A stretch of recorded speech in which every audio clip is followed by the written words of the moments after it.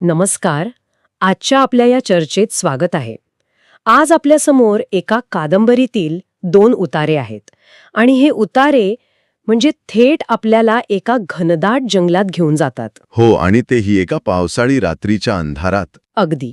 कल्पना करा, काही लोक तिथे 10 दिवसांपासून अडकून पडले आहेत, मदतीची वाट पाहत. अशा परिस्थितीत आशा हळूहळू संपत जाते आणि भीती वाढते. बरोबर. आणि नेमकं अशाच वेळी त्यांच्यासमोर एक अनपेक्षित संकट उभं ठाकतं. आज आपण ह्याच प्रसंगाचा आणि त्या दडलेल्या रहस्याचा सखोल वेध घेणार आहोत. हो, कारण ही फक्त एक जगण्या-मरण्याची गोष्ट नाहीये. नाही, अजिबात नाही. ही ओळख, विश्वास आणि विश्वासघात यांची एक गुंतागुंतीची कहाणी आहे. चला, मग हे प्रकरण उघडून बघूया. हो.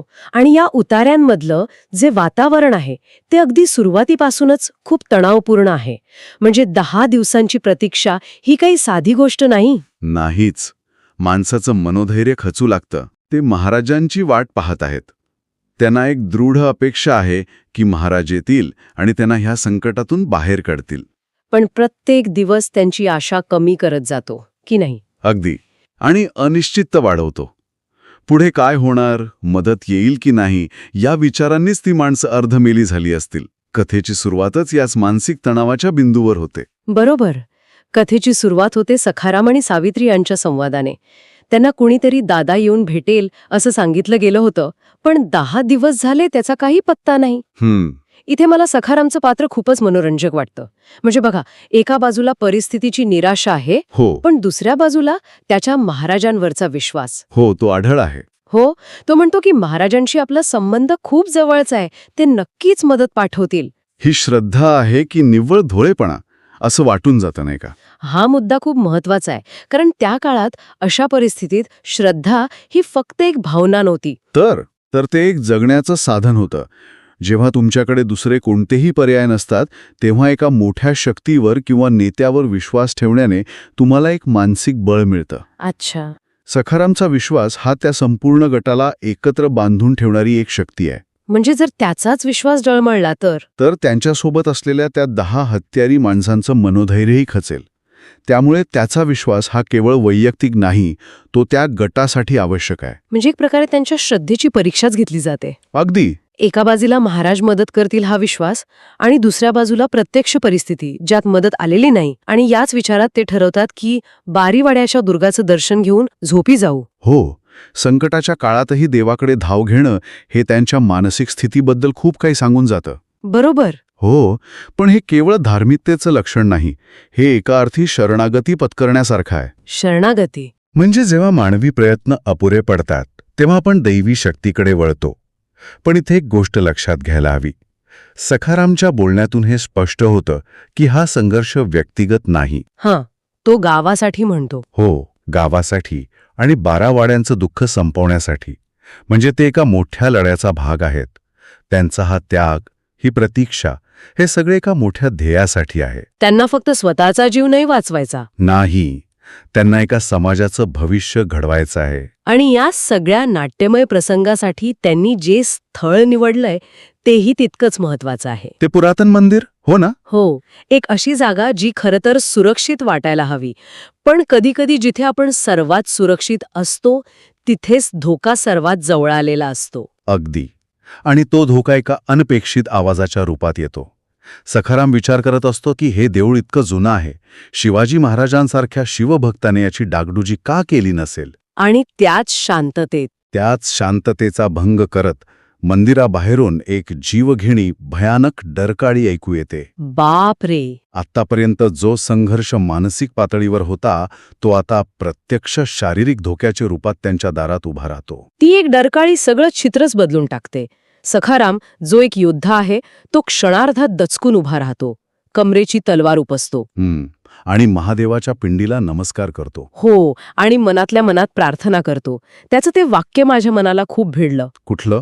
तो म्हणतो, माझ्या देवा, गावासाठी आम्ही जीवावरचा खेळ खेळतोय, तू काय पदरात टाकशील ते खरं. खरंय.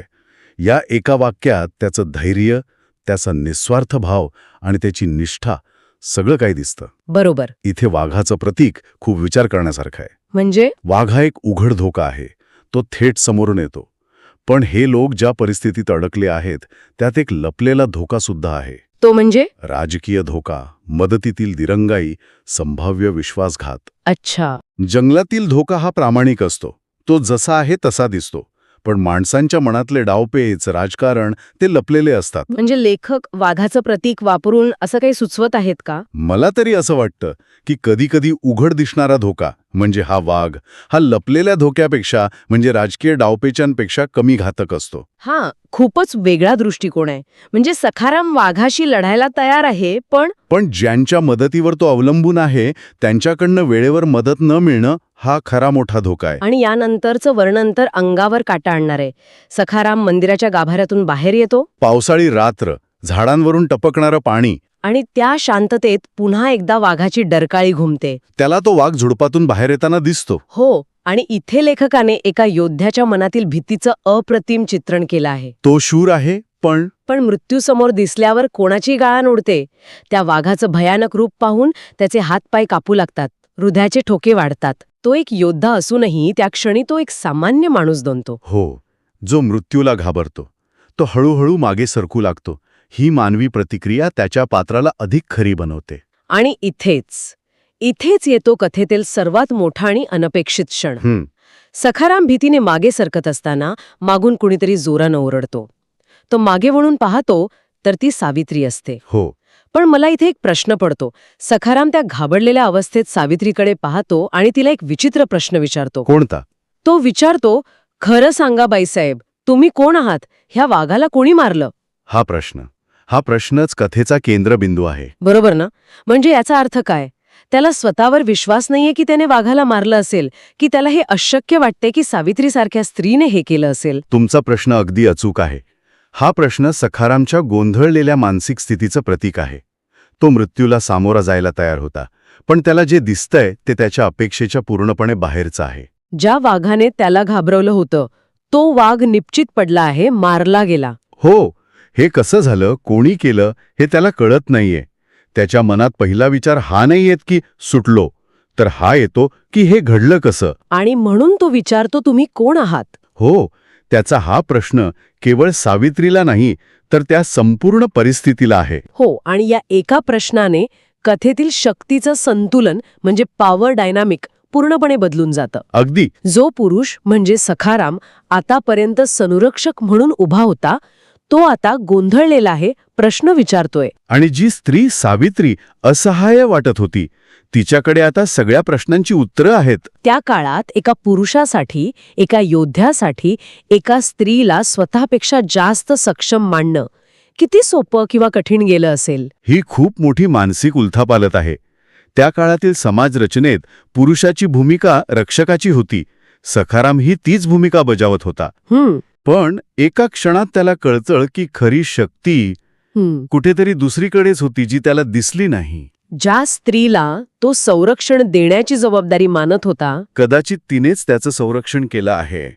ही जाणीव त्याच्या पुरुषी अहंकाराला आणि त्याच्या जगाकडे पाहण्याच्या दृष्टिकोनाला धक्का देणारी आहे.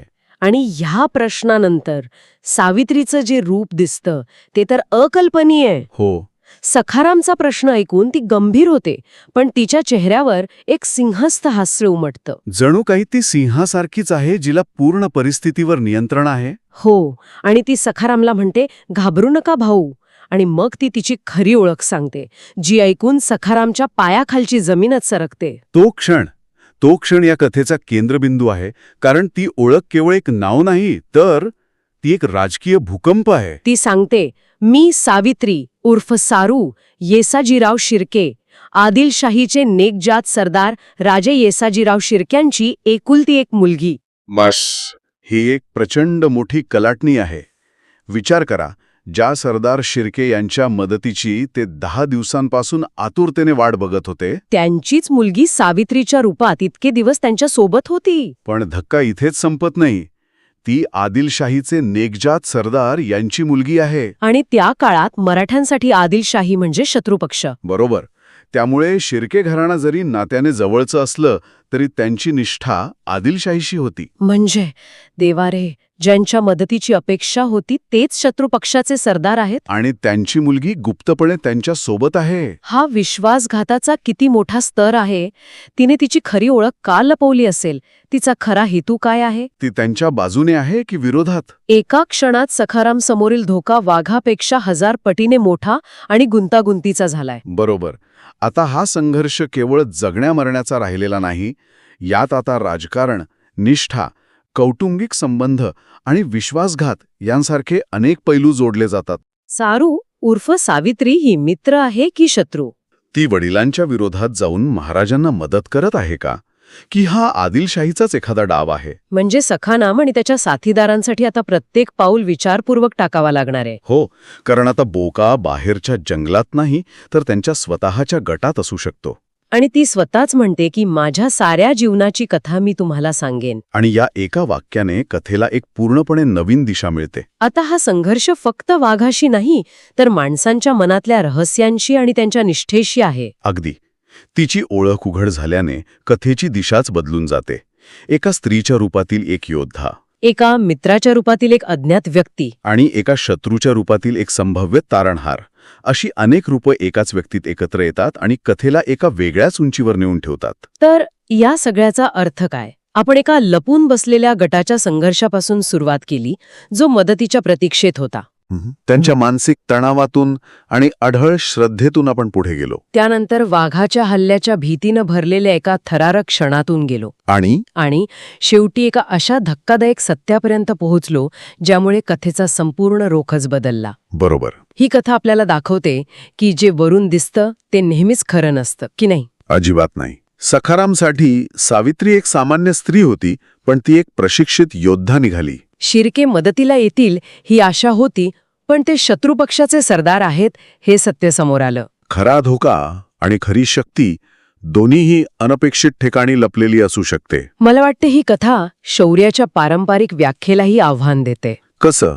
म्हणजे सखारामचं तलवार उपसून वाघासमोर उभं राहणं हे शौर्य आहेच, पण सारवचं तिची ओळख लपवून योग्य वेळेची वाट पाहून एका मोठ्या धोक्याला एकटीनं सामोरं जाणं, हे एका वेगळ्या प्रकारचं अधिक धोरणात्मक शौर्य आहे. बरोबर. आणि ही कथा आपल्यासमोर एका महत्वाच्या प्रश्नावर विचार करायला लावते. सारव तिची कहाणी सांगणार आहे, पण त्या कहाणीत काय असेल? हा मोठा प्रश्न आहे. युद्ध आणि राजकारणाच्या त्या काळात आपलं कोण आणि परकं कोण हे नक्की कसं ठरवलं जात असेल? निष्ठा हे व्यक्तीशी असते, कुटुंबाशी असते की एका मोठ्या ध्येयाशी असते? हो, सारव तिच्या वडिलांशी म्हणजे कुटुंबाशी निष्ठावान आहे की महाराजांच्या ध्येयाशी? आणि सर्वात महत्वाचं म्हणजे या परिस्थितीत विश्वास कोणावर ठेवावा? सखारामने आता सारववर विश्वास ठेवावा का? तिच्या शब्दांवर की तिच्या घराण्याच्या इतिहासावर? बरोबर. अगदी. कदाचित जंगलातील त्या वाढापेक्षाही मोठा धोका माणसांच्या मनात लपलेल्या रहस्यांमध्ये आणि त्यांच्या गुंतागुंतीच्या निष्ठेमध्ये असतो. जेव्हा मैत्री आणि शत्रुत्व यांच्यातली रेषा पुसट होते तेव्हा माणसाची खरी कसोटी लागते. विश्वास आणि ओळख यांचं खरं स्वरूप काय, हा एक मोठा विचार ही कथा आपल्या मनात सोडून जाते, ज्याचं उत्तर शोधणं हे त्या पात्रांसाठी आणि आपल्यासाठीही एक आव्हान आहे.